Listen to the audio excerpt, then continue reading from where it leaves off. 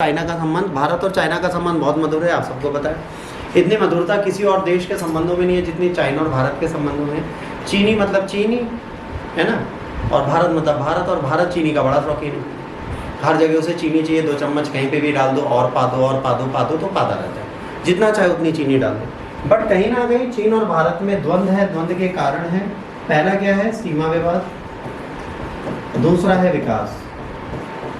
China नहीं चाहता कि एशियन रीजन में भारत बड़ी शक्ति बने, और भारत चाहता है कि वो चाइना को टैकल करे। तो इन दोनों में लड़ाई कॉमन है, और ये लड़ाई जो है ये आज इस द्वंद्व में पहुंच चुकी है कि हम लोगों के रिलेशन खराब होने की कगार पे।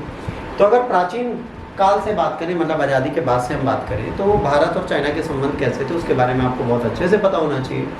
तो चाइना और इनके रिलेशन को हम साइनो इंडिया रिलेशन भी बोलते हैं और इंडो चाइना रिलेशन भी बोलते हैं, और कायदे से देखा जाए तो people republic of China and the Republic of India के बीच में। ठीक है, चाइना का पूरा नाम क्या है, PRC।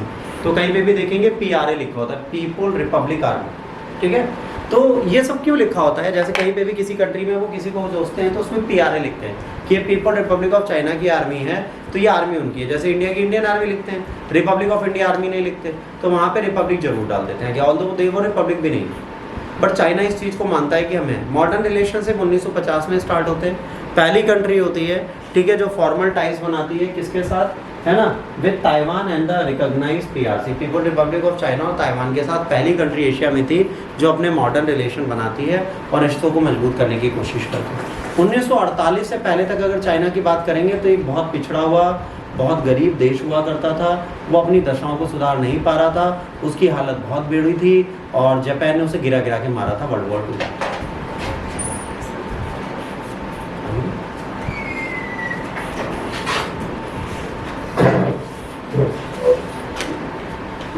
घर से परसों निकली थी? नहीं सर, आज पहुंची हो? कल क्यों नहीं आई तुमको पूछा तो समझ में भी नहीं आता पानी क्यों पड़ा। अब हिस्टोरिकल पास्ट की अगर बात करें, 1950 से क्या पॉजिटिव चला। डिप्लोमेटिक रिलेशन स्टार्ट हुए 1 जनवरी 1951 में, non interfering stance by the PM Nehru on the Tibet issue as decide by the Mao Zedong. जब वहां पे तिब्बत में इशू चल रहा था तो जवाहरलाल नेहरू ने क्या कहा, मैं कोई इंटरवेंशन नहीं करूंगा, मैं चुप पे बैठूंगा।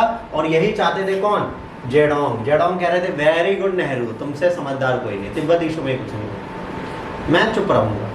ठीक है, मैं ऐसा ही हूँ, नेहरू ने बोला और चुप्पे रह गए। अब ये चुप्पे बैठे हुए थे।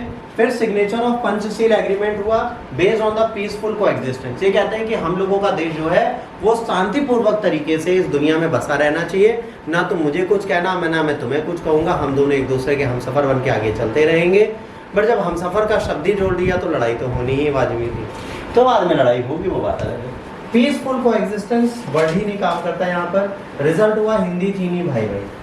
तो नेहरू युद्ध के टाइम पर भी बीमार पड़ गया तो उनके मुंह से हिंदी चीनी भाई भाई निकल रहा था। लोगों ने कहा भाई तुम मर जाओ, यहाँ लोग मत डाले और तुम्हें अभी भी हिंदू चीनी भाई भाई देख रहे हैं। तो ये हिंदी चीनी भाई भाई का जो कॉन्सेप्ट था नेहरू इसलिए लाए थे क्योंकि उन्हें पता था कि देश के विकास का समय और देश का विकास तभी होगा जब हम हिंदी चीनी भाई भाई वाला गेम खेलेंगे।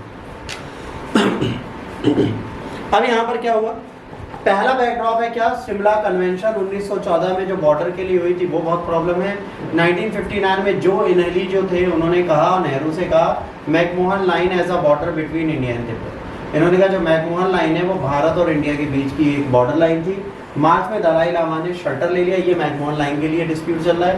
इधर दलाई लामा मार्च 1959 में भारत के अंदर घुस जाते हैं, और ये शेल्टर मतलब शरण, पॉलिटिकल रिफ्यूज हमारे यहाँ बन जाते हैं। अब देखिए इस पीछे वाली स्लाइड में हमने क्या कहा, यहाँ पर इन्होंने कहा कि भाई हम तिब्बत के इशू में कुछ भी नहीं बोलेंगे। ठीक है, यहाँ पे क्या कह रहे हैं, 54-55 में हम कुछ नहीं बोलेंगे। इन्होंने कहा नेहरू कितना अच्छा है। इसके बाद दलाई लामा कहते हैं कि भाई मुझे मदद दे दो, कहते हैं अच्छा तुम हमारे यहाँ रह लो। दलाई लामा को अपने यहाँ रख लेते हैं, और दलाई लामा जिस दिन से पहुंचते हैं उस दिन से इंडिया में बैठ के चाइना के खिलाफ आग उगलते हैं। पर इंडिया कहता है दलाई लामा इंडिया में बैठ के कुछ कर नहीं पाए, हेलो तिब्बत फ्री नहीं करा सकते, बोल ले। अब यार चाइना पागल है। एक तो तुमने उस बंदे को जिसको हमने भगोड़ा घोषित किया, जैसे भारत को बहुत बुरा लगता है, मैं वेरी सॉरी अगर कोई दलाई लामा को भगवान मानता है, मान लीजिए भारत के लिए कुछ मोस्ट वांटेड लोग हैं जिन्होंने भारत के खिलाफ कुछ काम किया है, भले वो खालिस्तानी के लोग हैं जो भारतीय मूल के सिख हैं, वो कनाडा में रह रहे हैं। और अगर भारत से के खिलाफ कनाडा बोले कि कनाडा में वो कुछ भी बोले तो चिंता ना करो, तो भारत क्या एक्शन लेगा? चाइना के खिलाफ अगर दलाई लामा भारत के अंदर बैठ के तिब्बत को स्वतंत्र कराने की बात करेंगे तो कई बात है चाइना के लिए तो गलत है, तो आपने इन्हें पॉलिटिकल रिफ्यूज तो दे दिया, कोई दिक्कत नहीं है। उसके बाद और भी बहुत सारे तिब्बती भारत में आए, उनको आपने नॉर्थ वेस्टर्न एरिया में सेटल कर दिया। आपने क्या किया? आपने उनको बुलाया और आने वाले टाइम पे एक छोटा तिब्बत हमारी कंट्री में बन गया जिसका नाम है धर्मशाला। आप कभी धर्मशाला जाएंगे वो भारतीयों से ज़्यादा तिब्बती मिलते हैं। इसके बाद रिजल्ट क्या हुआ? Accusation of imperialism and the expansion on the India. अब यहाँ पर भाई रिजल्ट ये हुआ है कि इन्होंने कहा कि भाई बहुत सारा है ना ब्लेम लगाया गया, सब कुछ किया गया कि भाई आप भी विस्तारवादी की नीति को अपनाते हो, सब कुछ करते हो। अब कन्फ्लिक्ट स्टार्ट। अक्टूबर 1962 में border dispute, India defeated and restricted in Assam, parts of the Ladakh seize. अब क्या हुआ? जब ये डिस्प्यूट चल रहा था बॉर्डर पे तो इन्होंने लड़ाई की। लड़ाई करने के बाद इन्होंने क्या किया? आसाम में भारत को रिस्ट्रिक्ट कर दिया और लद्दाख का जितना भाग उनको मिला वो सारा उन्होंने सीज कर लिया। 1964 में कम्युनिस्ट पार्टी ऑफ इंडिया, ठीक है, मॉइस्ट थी, फॉर्म होती है सीपीआई से, accusation of the being pro China. इस पार्टी को कहा जाता है कि चाइना की समर्थक है। भारत के अंदर ये डिस्प्यूट स्टार्ट हो गया कि भाई अब कम्युनिस्ट पार्टी ऑफ इंडिया जो है, कम्युनिस्ट वर्ल्ड ही चाइना का है, तो उन्होंने कम्युनिस्ट पार्टी ऑफ इंडिया जो है वो क्या है? इनको सपोर्ट करती है। किसको? चाइना को। 65 और 71 की वॉर में, इंडो पाकिस्तान वॉर में, चाइना ने खुले रूप से किसको सपोर्ट किया? पाकिस्तान को। यहाँ से भी हमारी खिंडका बनती है। 1967 में नाथुला पास सिक्किम में, इससे लेकर हमारी लड़ाई चालू हो गई। 65 से 75 तक link road between Pakistan and China बना दी गई। 65 से 71 के बीच में पाकिस्तान और चाइना को जोड़ने के लिए लिंक रोड बना दी गई। और ये सारे इतने बड़े कॉन्फ्लिक्ट हुए जिसमें इंडिया और चाइना को लड़ने के लिए बहुत बड़ा रीजन मिल गया। देखिए अभी हमारी लड़ाई से पाकिस्तान से थी, पाकिस्तान का साथ कौन दे रहा है? चाइना दे रहा है। तो अब भारत में लगेगा कि अगर चाइना बेटा कोई भी लिंक रोड बनाएगा तो हमें प्रॉब्लम होगी। इन्होंने डायरेक्ट कनेक्टिविटी की लिंक रोड बना दी, और जो लिंक रोड बनाई वो कहाँ से जा रही है? पाक ऑक्यूपाइड कश्मीर, ठीक है, और चाइना कंट्रोल जो आपका एरिया है वो, तो पाक ऑक्यूपाइड कश्मीर से जा रही है, ठीक है, और लाइन ऑफ एक्चुअल कंट्रोल से जा रही है। तो अब चाइना के पास जो अस्कई चीन है वहाँ से भी जा रही है और पीओके से भी जा रही है, और ये दोनों टेरिटरी किसकी है? कायदे से भारत की। और भारत की ज़मीन से आप सड़कें बना के एक दूसरे के घर पे घूम रहे हो और हम ही को नहीं मिला रहे। भाई बीच में रास्ता काट लो, हमारे यहाँ भी आ जाओ तुम लोग। ये आप लोग करते नहीं, हमेशा लड़ते रहते हो हमसे। तो ये गलत चीज़ है ना, लड़ाई नहीं करनी चाहिए। अब 1962 की लड़ाई के बारे में इमेज आपको काफ़ी कुछ बता देगी, आप बहुत ध्यान से देख लीजिए पिक्चर, अगर आपको अच्छी दिख रही हो, है ना। इसमें जो लिखा है जरा इसे एक बार पढ़ के देखो, बहुत सुंदर पिक्चर है और मुझे बहुत अच्छी लगती है और इमोशनल कर देती है पिक्चर। अभी ना रो बेटा, पढ़ लो फिर। हाँ गौरव, क्या दिख रहा है बेटा इसमें? दिखता है ना? चश्मे के बाद कोई दिक्कत तो नहीं है? क्या दिख रहा है बेटा इसमें?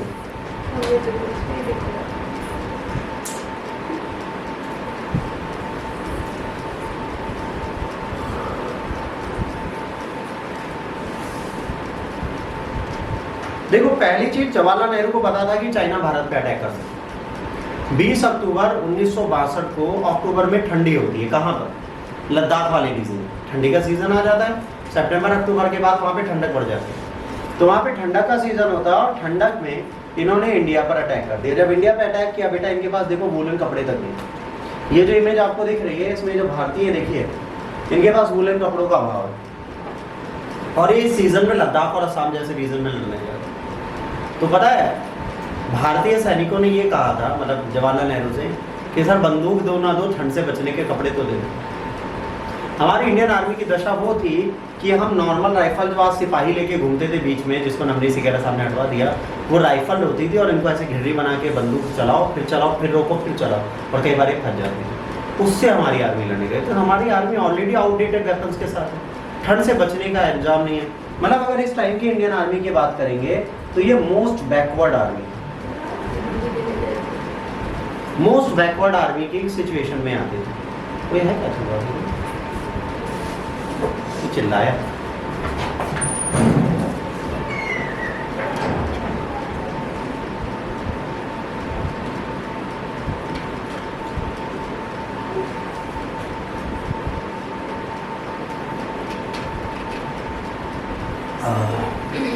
इस गर्मी में एक ही चीज मीठी लगती है, क्या?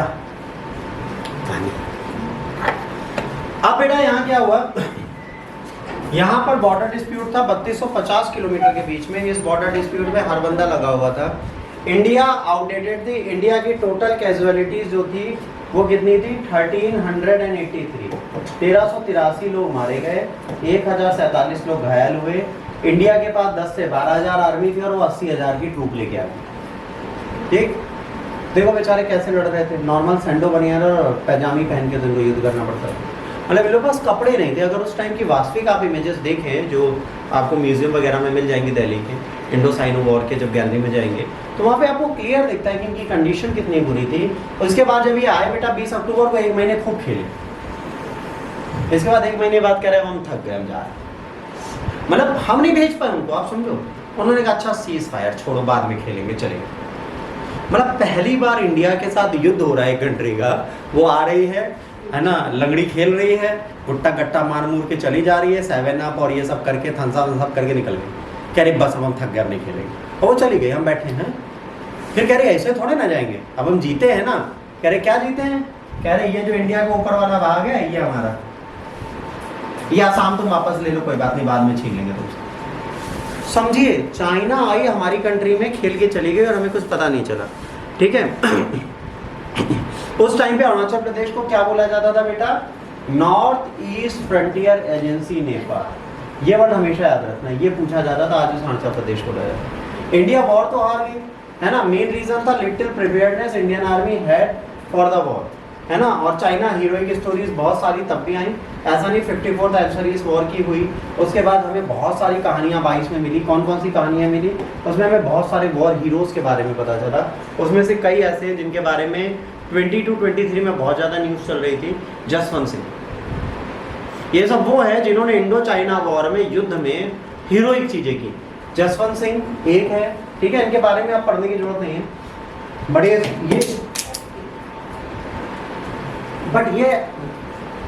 बट ये याद रखिएगा कि इन्होंने क्या किया था बेटा, 300 चाइनीज सोल्जर्स को डिफरेंट बंकर्स में जा जाके मार दिया था। क्या हुआ, जब एक बंकर खाली बचा तो लोगों को ये नहीं पता था कि भाई इस बंकर में कोई एक बंदा है। उसने क्या चालाकी की, इधर से बंदूक चलाता था, दौड़ के इधर से चलाता था, दौड़ के इधर से, दौड़ के इधर से, दौड़। 100 चाइनीज को लगा यार 12-13 लोग होंगे, वो अकेला चला रहा था चारों। उस अकेले सैनिक ने 300 चाइनीज सोल्जर उड़ा दिए। तो उन्हें लगा यार कोई बेवकूफ बना रहा, तब अंदर उनको लगा ये वाली चल गई, तो वो चले ही रही थी, बट वो दौड़ के इधर जाता था, इधर वो बैरक बदलता रहा और बाद में मार दिया। सोचिए, भारतीयों के पास जज्बे की कमी नहीं थी। हमारे देश में 71 का युद्ध हमने जज्बों से जीता है, 65 का जज्बातों से जीता है और 99 भी जज्बातों से जीता है। बालाकोट हो, पुलवामा अटैक हो, सब हाउदा जोश हाई सर के चक्कर में जीत गए, वरना हाई कुछ था नहीं हमारे। आज भी आपको बता दें, मिग 21 के आगे जो पाकिस्तान के F-15 फाइटर जेट्स हैं वो यूएस के हैं। They are way far combat and super rather than India's MiG 29 से ज़्यादा सुपीरियर फाइटर जेट्स पाकिस्तान के पास यूएसए ने दे रखे। हम उनसे कॉम्पीट करते। इंडिया क्यों राफेल के पीछे भागी, आपने कभी ऑब्जर्व किया? क्योंकि उसको पता था कि हम मिग 29 के सारे नहीं चल सकते। मिग 29 के इकलौते फाइटर जेट नहीं है वर्ल्ड में। उनसे बेहतर यूएसए भी बना रहा है, उनसे बेहतर इजराइल भी बना सकता है, उनसे बेहतर फ्रांस भी बना रहा है। बट क्योंकि हमारी कुछ डील्स ऐसी थी कि हम उसको तोड़ नहीं पा रहे, तो हम जज्बातों से जीतते हैं हर युद्ध। हमारे पास सच बताएं प्रिपेयर्डनेस कभी नहीं होती। आज भी अगर युद्ध होगा तो भारत आज की डेट में सिर्फ एक एज दे रखा है कि हम डिफेंस पे खर्च कर रहे हैं। विश्व की तीसरी सबसे बड़ी अर्थव्यवस्था बन रहे हैं, जो विश्व में डिफेंस पे सबसे ज़्यादा खर्च कर रही है इंडिया। क्यों कर रही है पिछले 10 सालों से? क्योंकि हम एडवांस वेपनरीज चाहते हैं, मेक इन इंडिया चाहते हैं। हम चाहते हैं कल को अगर वर्ल्ड से हम कटे दोबारा तो हमारे पास खुद का मेड इन इंडिया स्टॉक होना चाहिए हर चीज़। हमें दूसरे पे डिपेंडेंट ना होना चाहिए। जो प्लान हम बना रहे हैं इसमें कम से कम 15 से 20 साल आज भी लगेंगे। मतलब अगर आप ये कहें कि मैं वोट बीजेपी को क्यों या मैं वोट राहुल गांधी को क्यों दूं, भाई एक बंदा ऐसा सरकार में होना चाहिए जो स्टेबल मेंटली भी और पॉलिटिकली। अगर ये स्टेबिलिटी आपको नहीं मिलेगी तो आपको दिक्कत होगी। ठीक, तो पहले जसवंत सिंह बहुत समझदार बंदे थे। इसके बाद दूसरे हैं लेफ्टिनेंट कर्नल धन सिंह थापा। ठीक है, ये चाइनीज आर्मी लद्दाख में आई। धन सिंह सामा कमांडर थे उस पोस्ट के। इनको बोला गया कि आप चले जाइए। इन्होंने अपनी आर्मी को, अपने लोगों को नहीं छोड़ा जब तक कि इनको मार नहीं दिया। मतलब इनको कहा गया था पोस्ट छोड़ के चले जाओ, चाइना को कैप्चर करने दो, लेकिन ना, जब तक मैं जिंदा हूं मेरी पोस्ट नहीं छूटेगी। ये आउटनंबर्ड थे, उसके बाद भी चाइना से लड़ते रहे। एक टाइम ऐसा आया जब ये चले गए, मरने के बाद इनको परमवीर चक्र मिला, ठीक है, he is the receiver of Param चक्र। इसके बाद सरदार जोगेंद्र सिंह सहाना, ये भी बहुत इंपॉर्टेंट थे, ठीक है, इन्होंने भी लड़ाई की। Third day Chinese army began invasion, there was, है ना, in the wee hours of the October, ठीक है, 23 इन्होंने लॉन्च की हैवी अटैक इन द बुलमामा एक्सेस तवांग में। सेकंड वेव जब आई तो प्लेटून जो थी सेम वे में थी, आधे लोगों को खो चुकी थी। जोगिंदर सिंह थे, उन्होंने ग्राउंड में रिफ्यूज कर दिया कि हम नहीं जाएंगे और हम इस युद्ध की स्थिति में रहेंगे, ठीक, हम इस युद्ध की स्थिति में रहेंगे। फिर थर्ड वेव आई, उस टाइम पे इनको थोड़ी प्रॉब्लम हुई, ये ओवर पावर्ड हो गए, इनको मार दिया गया और जब ये मरे तो मरने के बाद इनको परमवीर चक्र से सम्मानित किया गया। इनको भी बाद में परमवीर चक्र मिला है। थापा साहब को जिंदा रहते मिला, इनको मरने के बाद मिला, पर इन दोनों को परमवीर चक्र प्राप्त हुआ। इसके बाद नाथुला चोला इंसिडेंट, इसमें क्या इंडियन आर्मी फेस करती है demoralizing defeat by the Chinese army, है ना। Indian troops were waiting for a chance to avenge the Indian army defeated the Chinese in the Nathula clash in 1967 resulting Chinese military withdraw from Sikkim. शुरुआत में 62 में आते हैं, पर 67 में नाथुला दर्रे से इनको भगा देते हैं, जिसके चक्कर में हम किसको सिक्योर कर लेते हैं, सिक्किम को दोबारा सिक्योर कर लेते हैं, ठीक है। तो ये बहुत इंपॉर्टेंट इंसिडेंट्स उस टाइम पे होते हैं और ये मेरे आपको दिखेगी नहीं। तो चाइनीज जब अटैक कर रहे थे तो ऐसी न्यूज़ चलती थी, Chinese attack on both front, मतलब लद्दाख की साइड भी उन्होंने अटैक कर दिया, मतलब इस टेरिटरी में इधर भी अटैक कर दिया, इधर साइड भी और इधर भी अटैक कर दिया। तो दो फ्रंट जब खुल जाएंगे तो इंडियन आर्मी इतनी केपेबल नहीं थी कि इन दोनों फ्रंटों को टैकल कर पाए, तो वो नहीं कर पाएगी। Chinese troops withdraw from Galwan post, उसके बाद गलवान पोस्ट में बहुत दिनों तक रही, वहाँ से फिर ये निकली। तो चाइनीज आर्मी की जो उस टाइम की हिस्ट्री है वो बड़ी अजीब। चाइना ने 62 में खेलना स्टार्ट किया, 67 तक हमारे साथ खेलती रही, हम खिलवाते रहे, क्योंकि हम तो बच्चे थे, हमको तो पालने में रख लो बस, काम चल जाता था।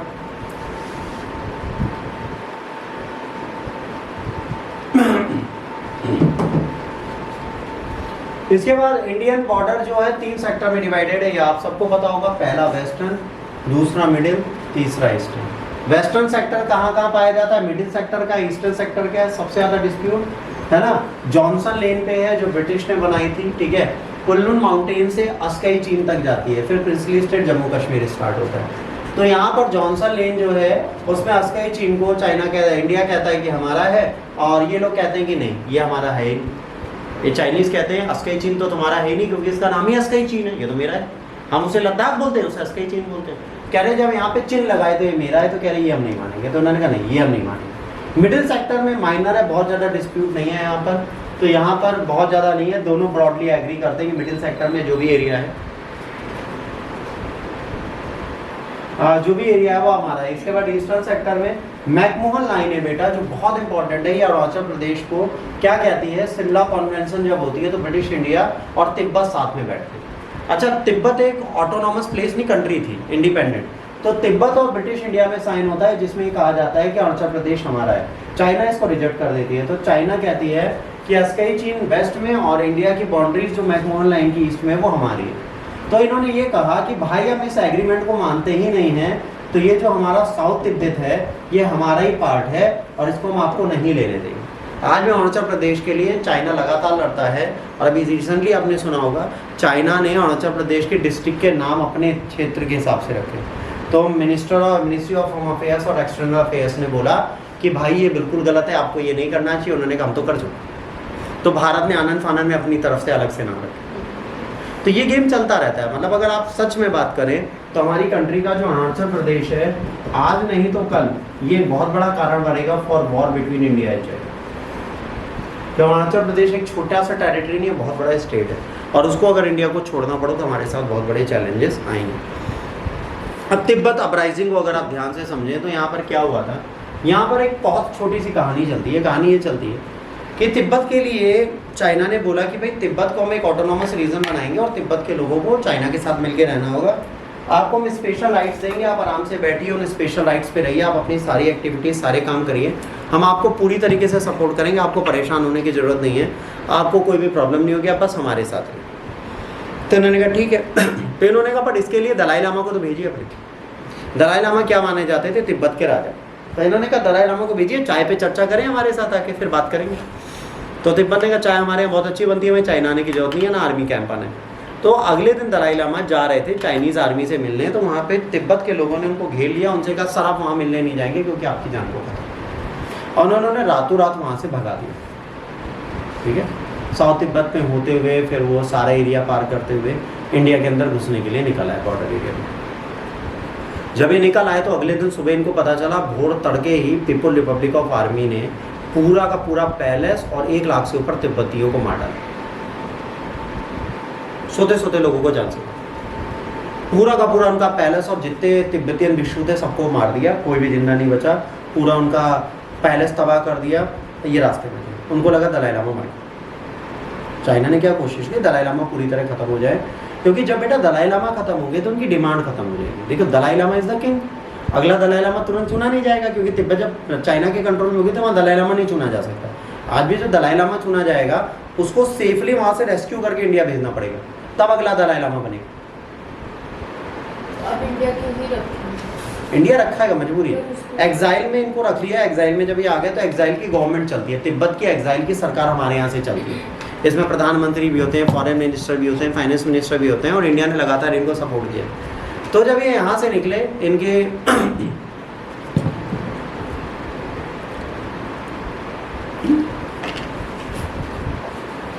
इनकी कंडीशन जो थी वो थोड़ी अजीब थी। देखिए मार्च अपराइजिंग हुई है ना, फियर था कि दलाई लामा किडनैप हो जाएंगे और उन्हें बीजिंग ले जाई जाएगी। चाइनीज ऑफिसर्स ने लामा को इनवाइट किया हेडक्वार्टर में, इसके लिए यहाँ पर मार्च में लॉयल तिब्बती से सराउंड कर लिया इनके पैलेस को, और दलाई लामा से कहा कि आप इनकी चीज़ों को मत मानिए। और 17 मार्च को Chinese artillery aim the palace and Dalai Lama उससे पहले भाग चुके। Fighting broke out on the Lhasa 2 days later when Tibet rebeller outnumbered and outgunned। ठीक है, aftermath PLA cracked down the Tibetan resistance, executing Dalai Lama's guard and destroying the Lhasa, the major monastery, along with the thousands of their inhabitants। इस समय पर दलाई लामा के बाद जितने लोग बचे थे उनको इन्होंने मार भी डाला और पूरा तिब्बत इन्होंने कैप्चर कर लिया। तब यहाँ पर दिक्कत क्या थी, दलाई लामा को बुलाया गया। दलाई लामा अगर चाहते तो जा सकते थे मीटिंग के लिए पीपल रिपब्लिक आर्मी के पास, पर ये नहीं गए। ये क्यों नहीं गए? पीपल लिबरेशन आर्मी के पास अगर ये जाते तो फिर बेटा ये बुरी तरह फंस जाते और इनकी लाइफ चली जाती। अब इनका रियल नाम क्या है? इनका रियल नाम है तेंसिन ग्यासातो। दलाई लामा जो इस टाइम पे उनका रियल नाम है तेंसिन ग्यासातो। ठीक है, तो तेंसिन ग्यासातो जो है 14वें दलाई लामा बने थे 1940 में। अब 11 साल के थे जब ये दलाई लामा बने थे। कितने साल के थे? 11 साल के। और 11 साल तब जोड़ लो 40 में, और आज कौन सा चल रहा है? 24, 60 उधर, 25 इधर, 85 प्लस 11, 96, 97 ईयर्स के दलाई लामा हैं और आज भी अलाइव है, हेल्दी।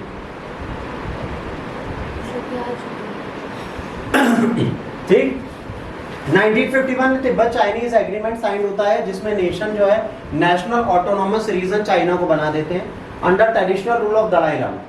1951 में ये साइन होता है कि दलाई लामा के अंडर और ऑटोनॉमस रीजन तिब्बत होगा और दलाई लामा इस पर रूल करेंगे, चाइना इस पर कोई भी है ना प्रॉब्लम नहीं क्रिएट करेगी।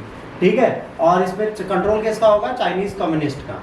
हाईली रिलीजियस पीपल तिब्बत में थे, suffered under communist China anti religious legislation. अब यहाँ पर क्या था, जब चाइना के अंदर आए तो भाई वहाँ पे तो बुद्धिस्ट चलते थे। अब यहाँ पर सफरिंग होने लगी क्योंकि चाइना बहुत सारे रूल्स रेगुलेशंस बनाता है जो रिलीजन के खिलाफ होते हैं। अब यहाँ पे लड़ाई स्टार्ट हो गई। After year of sectored protest the full scale revolt broke out in March 1959 and the Dalai Lama was forced to flee as the uprising was crushed by the Chinese force. March 1959 में 51 से जो आउटरीच था, जो क्रोध था, वो फुट गया।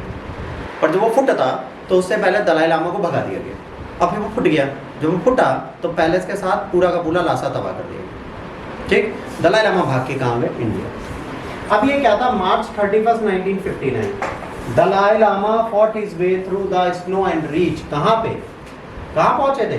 चुतकबाओ at tiny Assam rifle. ठीक है,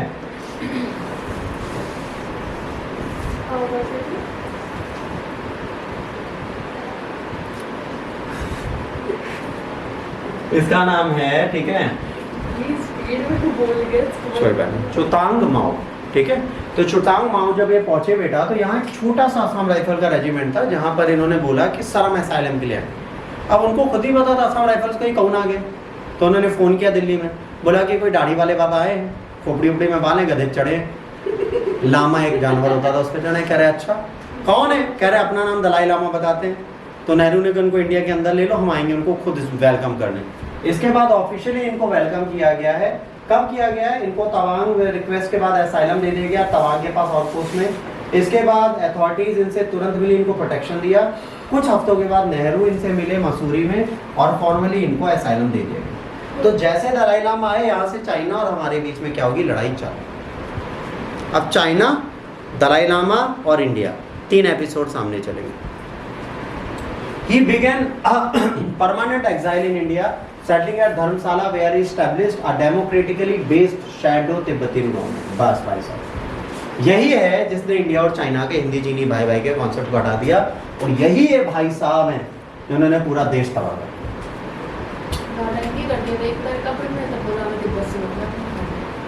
When the beginning of the cultural revolution of the Chinese suppressing the Tibetan Buddhism accelerated and the practice of religion was banned and thousands of monasteries were destroyed.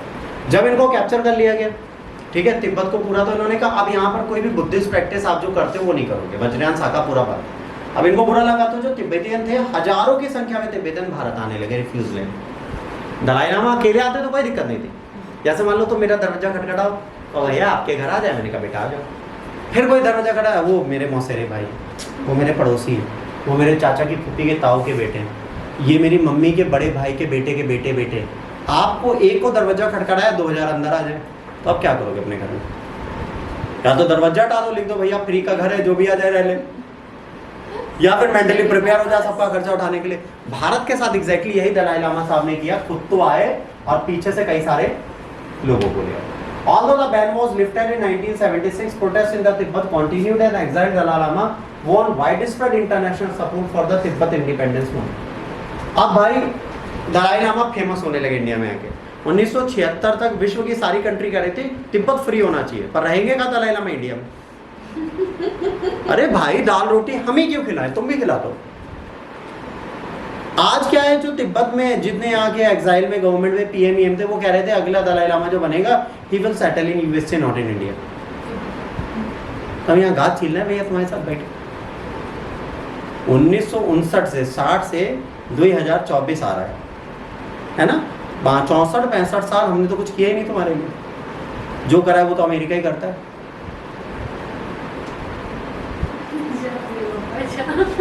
तो कभी कभार कुछ countries इतना मजा देती हैं कि हम क्या बताएं। Forward policies of India.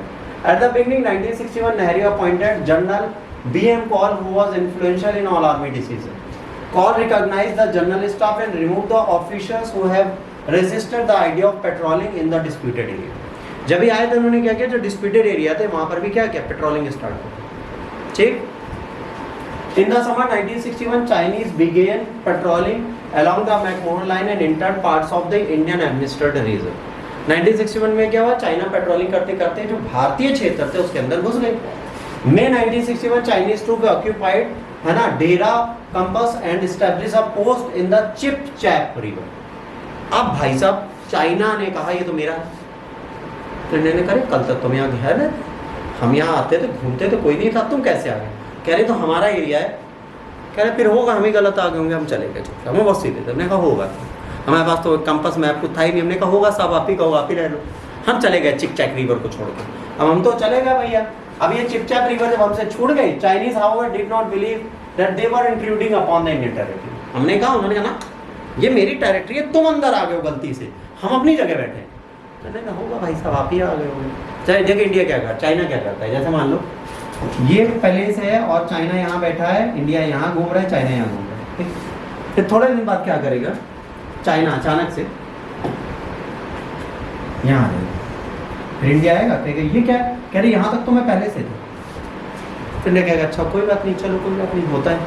फिर थोड़े दिन बाद यहाँ आ जाएगा, कहेगा भैया यहाँ तो हम थे, आप यहाँ थे। ना ना ना, ये तो मेरी परमानेंट टेरिटरी है, ये मेरी टेम्परेरी टेरिटरी थी, ये तुमने छीनी थी वो वाली टेरिटरी। अब इंडिया कहे ये क्या है, ऐसे करते करते इंक्रोचमेंट करते करते करते पूरी कंट्री हथिया लेते हैं। इसको बोलते हैं इंक्रोचमेंट, मतलब धीरे धीरे हथियाना। जैसे भी मैं यहाँ खड़ा हूँ, फिर थोड़ा आगे आया, कहाँ यहीं तो खड़ा था बेटा पहले, फिर थोड़ा आगे आया, यहीं तो खड़ा था थोड़ा पहले। तो ऐसे करते करते मैं सीधे आपकी चेयर पे और आपकी चेयर से आपको हटा दूँ। ये इंक्रोचमेंट चाइना डे 1 से करता रहा और वही चीज यहाँ पे भी कर रहा है। ठीक है, इन्होंने नहीं माना।